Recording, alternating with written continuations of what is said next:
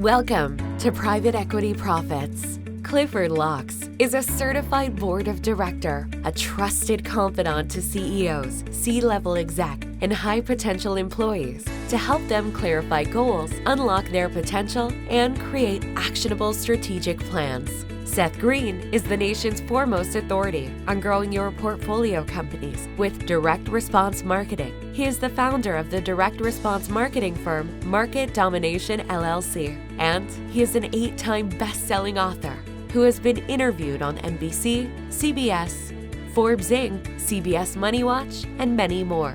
Cliff and Seth interview top players in the financial sector, focusing on private equity firms, venture capital companies, and family offices, discussing developments and trends shaping the industry. These experts will share with you how they've grown their businesses and increased profit, and how you can too. And now, here's your host, Seth Green. Welcome to the podcast. This is your co-host, Seth Green. Today, I have the good fortune to be interviewing Joel Isaacson, frequently named one of America's top financial advisors by Worth Magazine. Joel is often quoted in financial publications such as the Wall Street Journal, the New York Times, Business Week, Fortune, and radio and television. Joel, thanks so much for joining us. Thank you, Seth. Nice to be here. It is nice to have you. Let's go back in time. How did you get started in the business? Well, it was a different kind of a business back then, but I was working in San Francisco for an accounting firm. And one day I looked in the paper and there was an MBA in financial planning at a school in San Francisco, Golden Gate University. At the time, it was the only one in the country offering financial planning as a degree. Back then, I think the CFP you could take, I don't even think you had to take an exam. I don't know. I think it was sort of like, pretty straightforward. So I wanted to get the education, and I left my job with a big 8 accounting firm, went through the grad school, and then came back to New York and, took a job as an entry-level position there. And then I'm sure the longer version is in some of those articles or the books, but then how did you get from there to where you are now? So when I came back to New York, I worked for someone. I took a 50% salary cut, because again, it was an entry-level position. And, and I probably learned more in that year of what not to do. It was someone who was one of these people that charges a lot for the plan and then didn't have the ongoing revenues to, keep it going. And these were the days, it's a little embarrassed to say, we used to do plans by modem. It used to cost us $1,500 each plan to do them by modem to get them done. And so I started with this person, and while I was there, I got recruited. My background was accounting firms. I got recruited by one of the top accounting firms in New York to start their practice. And I believe we were the first one to register as an investment advisor. It was in 1985. And that was great. It was a really good chance to, kind of use the MBA, use the opportunity to start a practice. And I was only 26 at the time. And then how did you get from there to the, you're a leader in the industry. How did that transition? How did that growth curve happen? And again, yeah. So, when, again, it was a great chance because, it was one of those things where I started bringing in clients. But, when you're in an accounting firm, one of the things you always get promised by all your partners is they're going to keep bringing you clients and bringing you clients.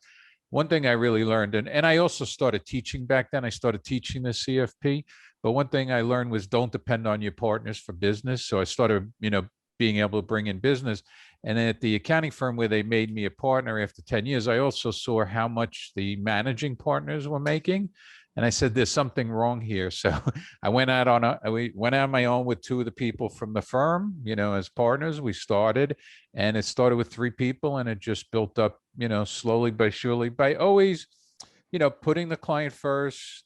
We were never on the sales side, always the planning side. And, again, just a lot of hard work, client by client, building up, to the point where now we have, I think, over $6 billion in assets under management. That is absolutely incredible. What do you think have been some of the biggest factors responsible for such amazing growth? Yeah, I mean, I think, again, also is like was to a certain extent, some of it being early, back then, I think and I'm not sure I would say we're a full profession yet. I think that we still have to do more at the college levels to get education into the schools for financial planning. But I think it was being early. I think it was also having a CPA and, experience back then. And I also got involved, with teaching at schools. I got involved with the FPA back then. It was called the IFP. I was president of the New York chapter. So it was constantly hustling and networking. We didn't do any marketing, but it was just really an opportunity to, develop clients in New York, and again, it was really one at a time. Couple things where we got into when I was teaching, I got introduced to some people that worked in the benefits office at IBM. So we got an opportunity to, go after some corporate programs, and some of my students did there. And through a contact, we also got involved with Equitable Life Insurance, which at one point we probably had 20 executives from there, and they used to have a financial planning program. So, those type of relationships, and that's really what it was. It was all relationships, all referrals from, people we met in the business, and they looked at us as a firm that was, again, fee only, high quality. And I think also having the tax practice gave us an edge also in being able to kind of be more of the one-stop shop for individuals. That makes a lot of sense.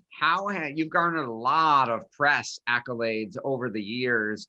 How have you been able to get that recognition? Yeah, again, nowadays is a lot tougher, but in the beginning, one of the people we got involved with was involved with the New York Times. And so back in the 80s, and the Journal, we knew some of the people there also, but it was really just, a lot of networking opportunities. Someone at the Times took a liking to me, and he used to write a column every Saturday on your money. And back then it meant a lot to be in the press. Now there's so much press and so much out there, PR wise was there. But if you got involved with the Times and you got that kind of press back then, it became a good catalyst to other press and different things. And then I think, again, a lot of the organizations we were involved with were the right ones. We were early involved with NAPFA, with the FPA. And, and again, it was always one of those things like we weren't in this for the short run. We weren't looking to make a big hit. We were in this for the long run. And we always felt if we took care of clients, that the rest would come there. And that's also, I think, part of the way is every time we got involved, like we also didn't fire the brokers. We didn't, bring in new lawyers. We got to know the lawyers. We got to know the brokers. And some of those people that we met through clients actually became great referral sources to us over time. How has the COVID pandemic affected your clients and your business? So I think, it's, well, I think it's changed our business fundamentally as to how we deliver it. I think, for a lot of our clients, the Zoom feature is something that I think they like. So, that's there. We also have a lot of young staff that are having babies. So we had been trying to, before the pandemic, figure out how to do remote work and for people to be accountable for it and different things. And obviously we got thrown into the fire with that. So it's worked out well. Our business has been okay, as the, I would say the third big black swan event in the last 20 years, I think it was more taxing this time, from some of the other ones. And, especially around New York last March and April, the kind of that dread and that it felt like the black cloud over the city and the whole country and different things was a tough one. So I think we're more valuable to our clients in tough markets than we are in a good market. 2019, the market did amazing. Clients were happy, no big deal. I think getting through clients through the tough times, these black swan events are the key for what we do and to how to build lasting relationships. And probably I would say this pandemic, for some reason, because I think, it just hit people so close to home that probably more people panicked a little bit this time than in the past, and stuff. But, our business again is we grow our top line probably 7 to 10% a year. So last year was a little bit different in, the new business part. We still grew nicely, but I would say, not necessarily referrals, but new business slowed down a little bit only from a standpoint of, all the lunches that you have and seeing people that I think are a good catalyst from that stuff. But we're starting to see it pick up again. And I think, for our clients, a lot of it is figuring out life. Do they stay in the city? Do they, they move to Hamptons? I mean, we spend a lot of time, we deal with tax issues in New York, and everybody thinks it's easy to get out of New York for taxes because they're living in Connecticut for a year, or, upstate New York, or things like that. So, sometimes we have to be the bearer of bad news on certain situations, but our clients have been amazing. They are our greatest resource. And, I would say, uh, again, we got them all through good. I don't think at the, in the middle of the pandemic, back last March, April, I don't think anyone would have felt that they would have finished the year up like they did. It was a, crazy year overall. Absolutely. Who's an ideal client for your firm? We, it's a, for us, somewhere, just someone that really could use kind of that one-stop shop of, having, things all in one place. So from corporate executives to doctors to lawyers to, anyone in the 5 to 25 million ranges, they're kind of our bread and butter. And then probably 20% of our clients are in the 25 and up category. So again, it's, for us, we also try and do sets a little different is, fair fees for clients. So we're not an AUM shop generally, so we try and do fair fees. So wherever we can add value for the money, that's the most important thing. Because, what we find is with that kind of a relationship where it's more retainer based, that, clients look at you as their advocate and not as an adversary, which I think sometimes with the AUM, you're always trying to take assets away from someone else. With us, we don't care where the assets are as long as it's the right thing for clients, and the people that are handling money are doing the right thing. And again, it's nice sometimes to have co-pilots on things. You've achieved so much success over the decades. What's your biggest challenge now? I think part of this, Seth, is, and for some of those on the back nine, I think, it's, like right now we're transitioning. Like I turned over CEO role last year to one of my younger partners because I think it was necessary on some of the technology and different things. And for me to kind of get back into the, into the area of just, dealing with clients and mentoring staff and things like that. I think the biggest challenge going forward for the industry is finding good professionals, people that, want to make this into a profession, want to have a career with this thing and go forward. And then I think, what we saw also is like, I don't know, probably in the last few months, just the whole Bitcoin, Reddit rally, just dealing with clients who all of a sudden their kids are geniuses, that are buying GameStop and different things.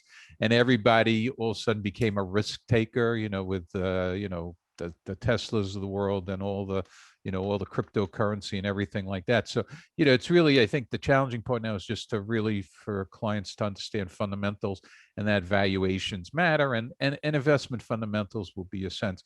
To me, part of it is, whether, on the investment side, things change radically, and every time you think that they do, they kind of tend to, revert back to the old ways of doing things. Your passion is obvious. What do you like best about what you do? It's an interesting one, because you kind of think about stuff in life and say, like, do you make a difference on things? I've been doing this for 40 years, and you see all these people that are doing things in the military or in science, Dr. Fauci and everyone fighting this virus, and you say, are we just making rich people richer? But I think part of that, I would say, Seth, is our relationship with our clients is that type, is like, like I'm in the middle. One of my clients died 3 weeks ago, where I'm the trustee, I'm the executor, and now dealing with her, her nieces and sister-in-law and different things. And it's that kind of trust that people have in us and the relationships we have that are there. I mean, sometimes it's, it's above and beyond certain things, like, just dealing with having to watch someone, slowly die is not an easy thing. But, the intimacy of our relationship is hard to beat. It's just that. And I think that part of being the client advocate and being on that side, I think, is the part that really is the driving force. And I think the pandemic for me set it up so that I look at this and say, like, my dad never really retired. He liked working. I mean, his clients started retiring and dying off and different things, but I really like working with people and helping them. And I think that part of, just seeing, the family relationship and kind of working with people to get them, like, again, another one of my favorite clients was from publicity in the 80s. We were in the Daily News, and someone that probably never made $60,000 or more than 60,000 in her life. She was a secretary at a firm. And I don't know, I helped her with a, project last week. She got very emotional about it and stuff, but, someone that was just, save scraps and, a little bit in the 401k, and she's probably worth $3 or $4 million now. I'm not sure we would have taken her on as a client like we did in the 80s now, where we started with her, but to see where she is and be able to tell her, listen, go buy a car. Don't worry about it. You don't have to worry about money and different things. And to see, how smoothly we made her life has been very rewarding overall. That's beautiful. You've also built an incredible team. How do you get everyone doing what they're supposed to do at the right time in the right way? How do you develop yourself as a leader? Because I know you are always improving. You're kind of committed to learning and committed to growing. Talk a little bit about that aspect of the business. I think, and thank you for all the nice things you're saying, Seth. I think the part of, for, with staff is, I think for staff, a lot of it is that, the on-the-job training, and that there's not a lot of the people that came to us that necessarily thought of financial planning as a career, but through friends or, relationships, they started working for us. And then I think the way they saw us treat clients and the relationships with clients was, I think that, that's our greater resources, those relationships with clients. So it was always, was it, like you see in some of the boiler room stuff, where they treat them like, this is just way to get money and take money from people. In ours, it's really the respect that's client and that part. And now, I see the next generation is the relationship. Our staff is having babies and the clients are sending them gifts. And, it's like, there's just a nice family relationship there. So I always treated, I think staff to learn, brought them into client relationships. I've had some people like, within the first 6 months, they're sitting in meetings, and it's just I think a chance. And then, they see these very high level executives and doctors and, hospital people that are running companies, and they see their reliance on us. And it's a very heady thing, and it's intoxicating to, to work with people and for them to listen. And again, we also learn from clients. When I had my anniversary, I actually thanked my clients because, over time, I just seen their ethics and the treatment and the way they handle things in business, and they've inspired me. What else do you want to share that we didn't think to ask you?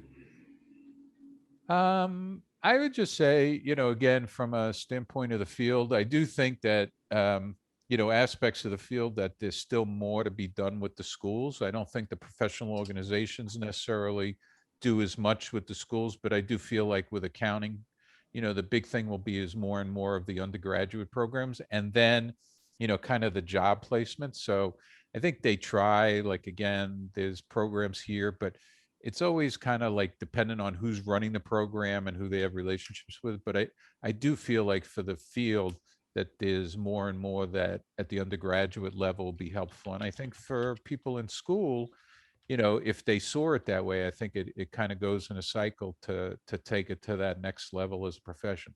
To me, the CFP is nice, but I don't consider passing an exam as really the thing that's there. I think people need to learn more. And I've taught, and I remember when I used to teach and I'd get off the curriculum a little bit, try and give them practical knowledge. People didn't really want to learn that way. They just really wanted to pass the test.